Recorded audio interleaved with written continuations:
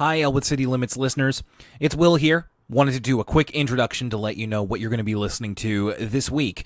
So this is my vacation week. I am technically not in Halifax at all. So it is going to be a little bit of a Patreon unlock. So a couple months ago in June, Lucas and I had the opportunity to speak with a local YouTuber who is a favorite of both of ours, Lucas especially. And we got the interview together to talk to the Betamax King. Now this was available on Patreon at the beginning of June and has been for the past couple of months, and we are going to be releasing it to you now. We would love to hear your feedback on what you think of this interview. The Betamax King himself has been very curious to see what people think of his channel and if they have any recommendations for anything that he should seek out. So feel free to either contact us or the Betamax King directly after you listen to this interview. But the fun does not stop there, because next week we have another Patreon unlock coming for you. This one was available at the beginning of August, and now I know it's one that a lot of people have been awaiting. It's the first edition of A Word From Us Kids with Catherine Dorr and Holly Holland. Yes, that Holly Holland. That's going to be coming to the free feed next week because Lucas and I are going to be, well, it's kind of an extended vacation, and also we're not going to be available. For Elwood City Limits patrons, unfortunately, we won't be able to get to the new episode of For the Kids until Friday, September 9th, but we will have a special YouTube exclusive for patrons next week as I'll tell you this, it is over 6 hours long, and I may have already mentioned it to you at this point. Apologies for the lack of new Patreon content for next week, but we will have it very, very soon. And we will be returning to Elwood City Limits content on September 16th with the next episode in Arthur Season 15.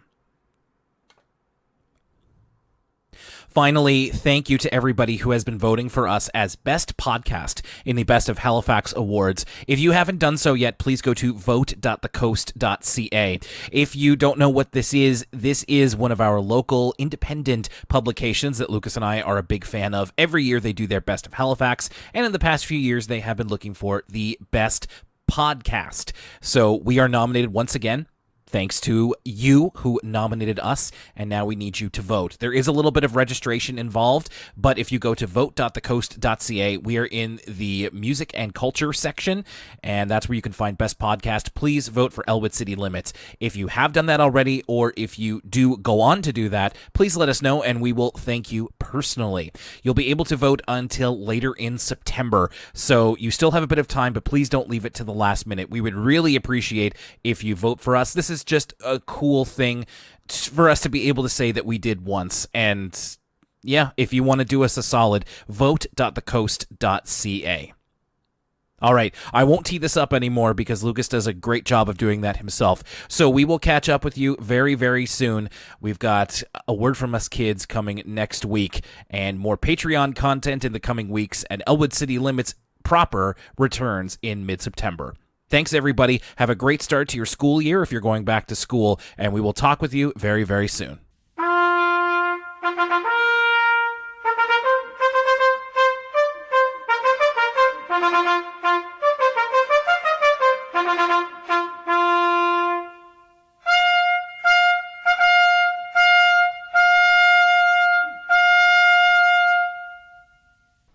Okay, Will, this is a special edition of Elwood City Limits. Elwood City Limits presents. We are in the company of royalty. Yes. Hear ye, hear ye. We are going to be hearing from the one, the only, the Betamax King. Hello, thank you for joining us this evening. Oh, happy to join you. So I guess for all the folks at home, for the poor folks uninitiated, who is the Betamax King? What is Betamax King? Well, what is Betamax King? $1 million question, I suppose. I guess I'd call it more of a preservation and archive initiative for 1980s and 1990s broadcast TV and video content. Specific focus is on Nova Scotia and Atlantic Canada. Programming, ads, news, specials, things like that aired in the area, whether that content be from local stations or from American stations, other stations that happen to air in the area. Other stations that made up the broad landscape of maritime TV.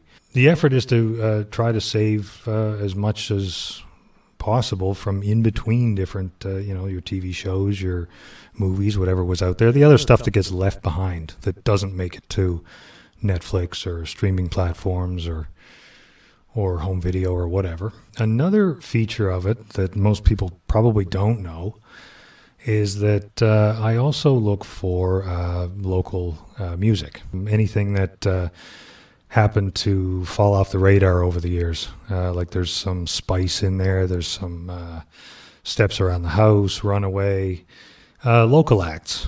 As you know, or Atlantic Canada has a unique musical landscape. It's a really, it's sort of an intrinsic piece of who we are as a people. It's kind of really that sort of thick beef and barley soup, sort of a blend of Scottish and Irish, and you kind of get that Fishtown kitchen fiddle sound, and you even get some Indigenous and French in there. And we've produced some incredible rock, blues, jazz, in the basements of Halifax. The problem is a lot of it echoed out and died there. There's this severely disquieting aspect with it that if an artist misses a particular level of recognition or success, they sort of all but disappear in Nova Scotia and much of Atlantic Canada. So I like to give a voice to that lost Atlantic sound whenever I come across it at thrift stores or wherever.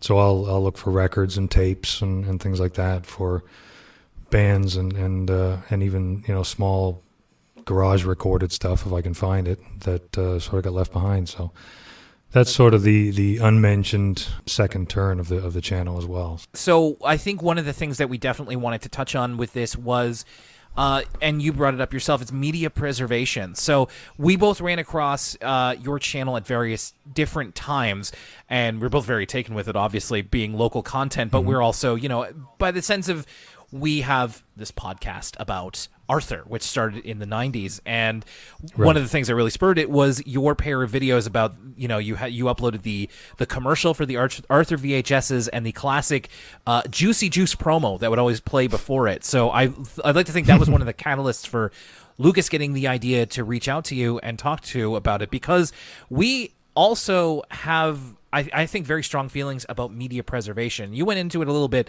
with talking about the music aspect of Betamax King, but I would really like to just pointedly ask, what is it about taking these older videos and uploading them to your YouTube channel that is so important to you that you wanted to make it your part of your online identity, to create the YouTube channel and to continue doing this? Media preservation just kind of ended up being the avenue that I fell into with regards to, I've always kind of had a mind of preservation. That even back as a kid, I always admired old things that, whether it was photos or glassware, whatever, stuff like people like my grandmother had and things like that. And I came to realize at a young age that the difference between that stuff being there for me to see and just being lost in time was a very human difference. I kind of thought of stuff that's important to me, and media played a fundamental part of my growing up and things like that, and I have a nostalgic connection to a lot of it, and so I started doing what I know, and that's working with old tech and bringing it to the world. I didn't really plan on any kind of a response. I was just enjoying doing it as a hobby, and it kind of broadened off from there, and here we are. And you actually bring up a great point. Something I've been curious about your process. There's a really great YouTube video that I recommend folks, if they haven't seen, on you, check out. Kind of the story behind the Betamax King. And one of the fascinating parts of that video for me is getting a look at your setup.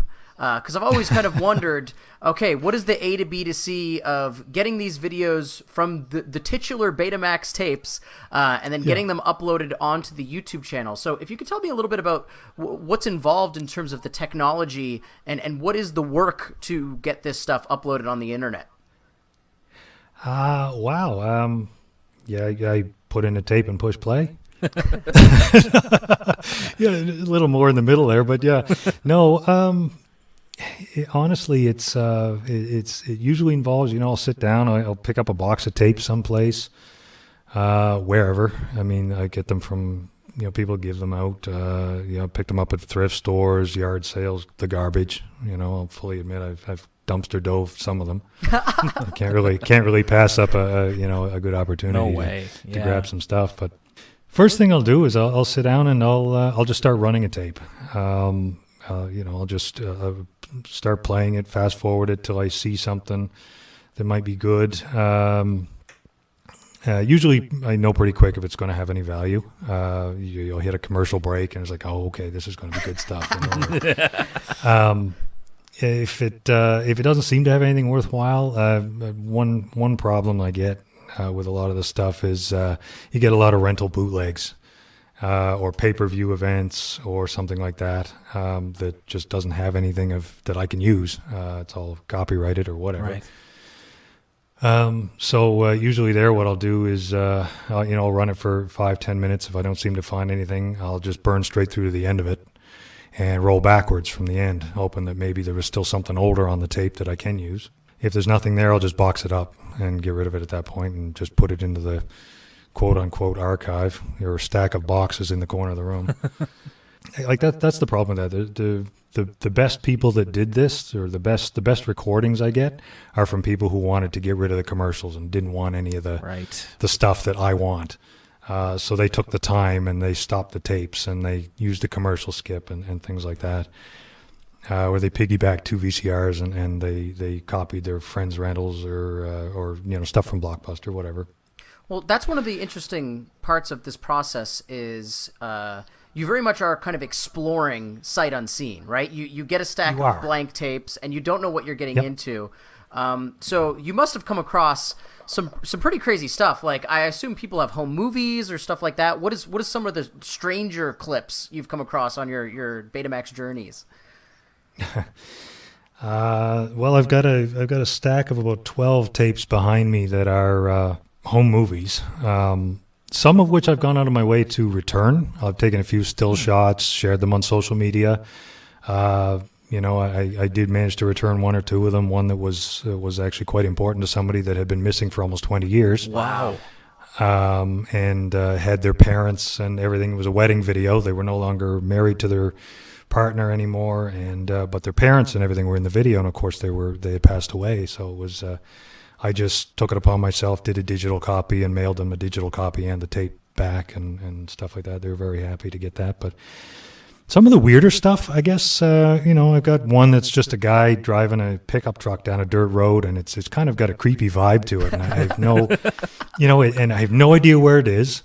There's some weird music playing on the radio. I have no idea. Like, it was just kind of one of these things you're watching. I'm like, I'm waiting for him to get out and I'm dragging a body across or something. Like, it had that weird vibe to it. Exactly. Home movies are a weird thing. You never know what you're going to, pull out of a tape, especially when there's no label on it. And, I've found everything. I can say that, everything, without going into too much detail. But yeah, no, there's some interesting stuff out there. I think that sort of aesthetic is really coming back nowadays, at least in terms of, I think, people who would have grown up around the same time as us, is now people are rediscovering, from, films that use the VHS aesthetic or the Betamax look to things, to like YouTube channels like yours and others that are, digging up these never before seen movies or like instructional videos that are completely lost to time.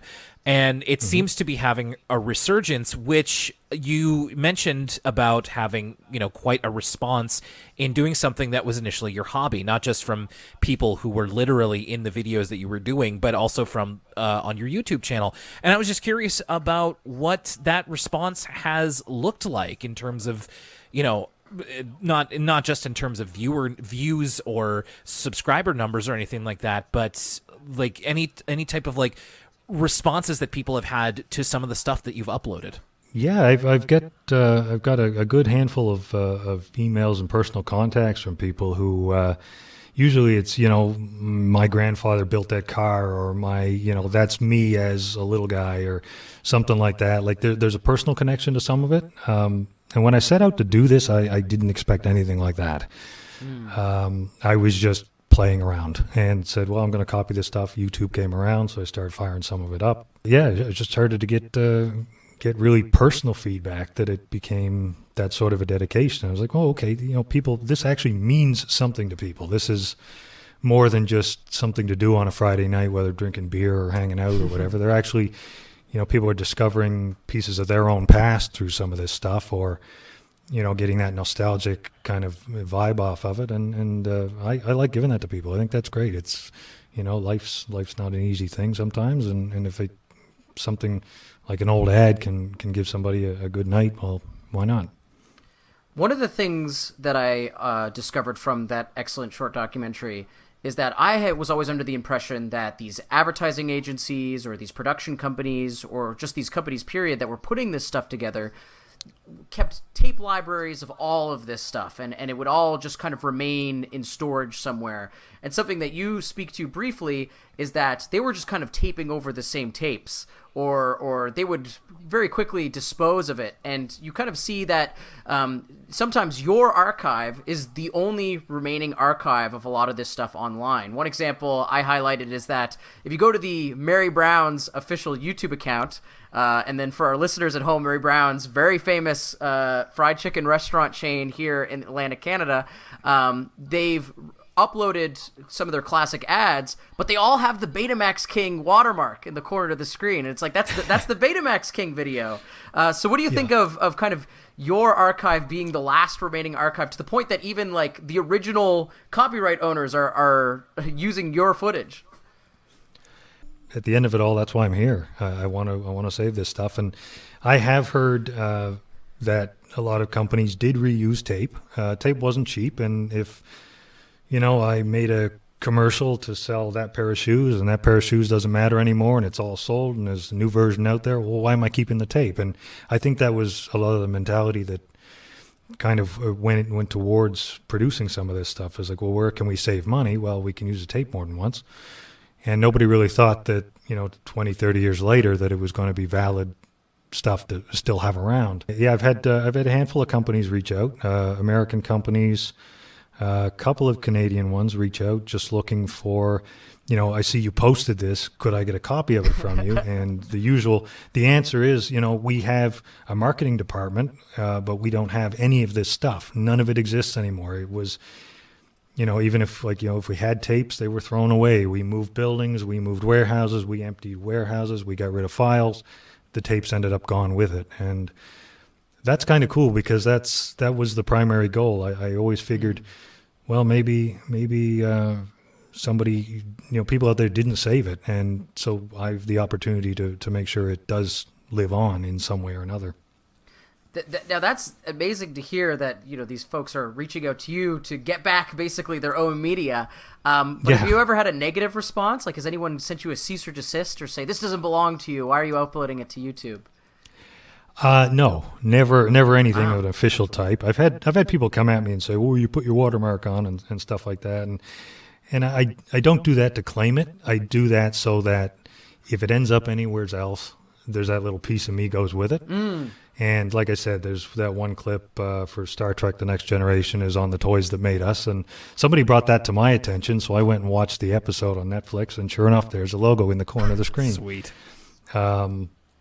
In CTV News, I don't even remember what the clip was that they were using, but somebody told me about it, and I went back, and they had the channel up on a monitor in the middle of the broadcast. And they were talking about the specific clip, but there's my logo, there's my channel on broadcast TV, inadvertently saying, here, there's this guy out there doing this, and here's, you can see his name, and you can go find the stuff. So that type of thing, it's fun. It's like, wow, it's having that reach. Like I said numerous times in the other video, it's really it's humbling. It's mind blowing sometimes that has that kind of a reach and just means that much out there, to other people and businesses too.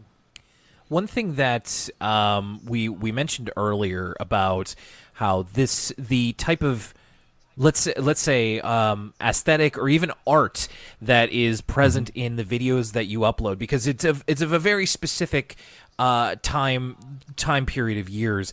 It's kind of coming back into style. I'm wondering, because you see so much of it on a regular basis, because you're uploading and taking all these from Betamax or VHS tapes, do you find that there is like a marked difference? I mean, obviously, like TV from 20, 30 years ago is going to be quite different from TV of today.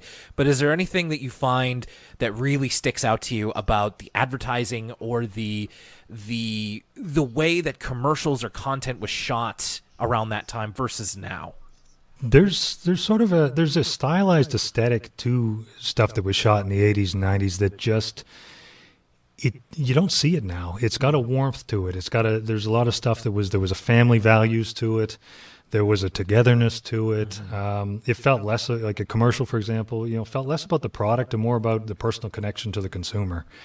And it seemed to speak that way in a lot of the dialogue, and a lot of the imagery was around that. It wasn't just bam, product. It was, it was people using this with their children or whatever. It had that kind of a vibe to it. The pace was slower. The care was greater. Even when you look at even TV shows, cartoons or something, for example, children's shows, they're a good example because they're kind of basic, right? And you consider shows like one of my favorites, which was the Raccoons. Yes. Still is one of my favorites. Seeing an episode even today, I can't help but feel like Kevin Gillis and everybody really loved the creation, and it feels like someone was trying to give you a private viewing of their own cherished artwork with a lot of the production that was done.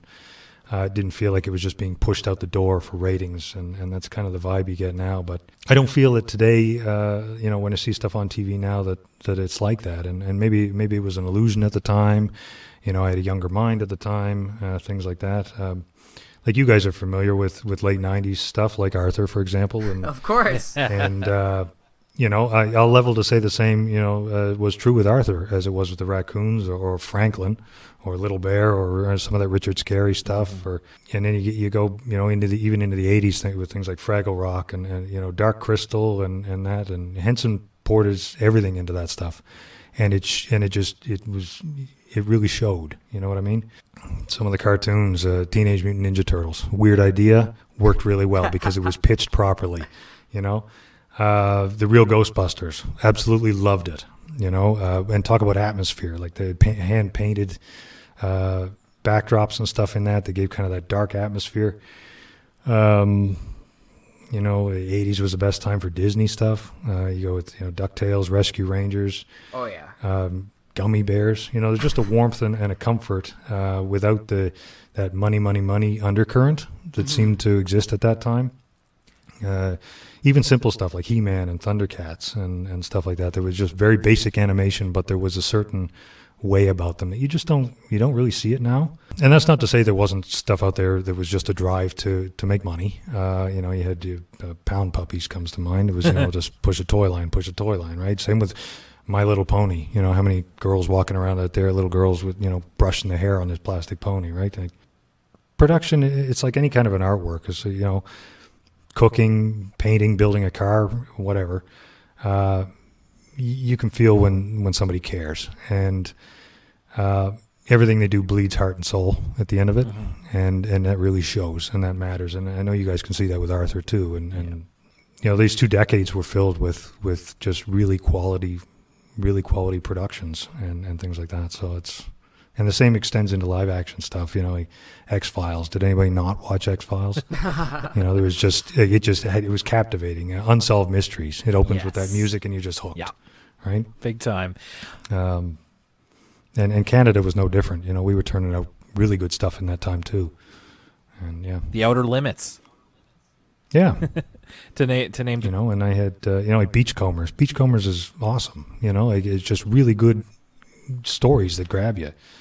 Neon Rider, another really good show that we poured out of this country, and things like that. So there was just a different a different feel to it, and it just felt like people really cared about what they were doing. Yeah. So, but as we get around to kind of wrapping up our time here a little bit, I wanted to make sure to ask you on a bit of a personal basis. We talked about like the crazier clips that you found, the more out there ones. Do you have a clip that you think is your favorite, or do you have like a couple of clips that really stick in your mind after uploading them? I've been asked that before, and I hate never having a good answer for that, and I really don't. I mean, even just one that, like, it doesn't even have to be your absolute favorite. Even maybe one that you've uploaded recently that really sticks in your mind for one reason or another. I guess one that really stood out with me was the 1986 Edmond post office shooting. Where the coin term was going postal. That's where it came from, and just to come to be spinning through a tape and you come across it's like, holy geez, this is this was a big event, and I've got a fresh broadcast of it. It's things like that really do take you for a moment. You're just like, okay, I've got a copy of a major event like that, or. And I've always been a sucker for something a little lighthearted. Like, I've always loved really good commercial jingles. So I can feel, and they always stick with you. You know what I mean? Like, the product could be gone for 20 years and you still remember the song still comes into your head. Like Juicy Fruit or the Tremclad commercial or even some local ones like TK's Carpets or Casino Taxi. Like, they come back to you all the time, right? So something with a good jingle always kind of leans itself into the favorites category. Well, thank you so much for talking to us today. A lot of what you said, I think, is reiterating a lot of things me and Will have expressed over the years, just talking about Arthur, but also sharing with our listeners kind of our experience of watching TV in Nova Scotia and the television landscape of Nova Scotia in the 90s, and sort of some of the stuff we've lost along the way. And so it's you who's out there kind of making sure that stuff lives on and finds new life. So for folks at home who are interested, in seeing your content and maybe contributing to the Betamax King effort, how can they find you? How can they help? YouTube, always. That's kind of home base. I'll always answer comments and questions there. It's youtube.com/Betamax King Classics is all one word at the end of it. I can also be reached by email at thebetamaxking@gmail.com. You can email anytime. I'll answer anything I can. I also have a running GoFundMe set up that was more a recent development. You can just Google Betamax King GoFundMe, or you can go to gofundme.com /Betamax King. Anything raised there, by the way, goes 100% back into this project. That's to fix equipment, get equipment, pick up tapes, anything to do with this project alone. Like I said, anything helps. If you've got tapes or even equipment and you want to contribute it to the cause, you can just reach out by email. We can go from there. And that's basically it. I am on other forms of social media, but I don't really do a whole lot on them. This is kind of where it's at. Perfect. Well, thanks again for talking to us. Hail to the king, as we say. Long may he reign. And have a lovely rest of your week. Have a lovely rest of your evening. Thank you very much. Awesome, guys. Thank you very much for having me.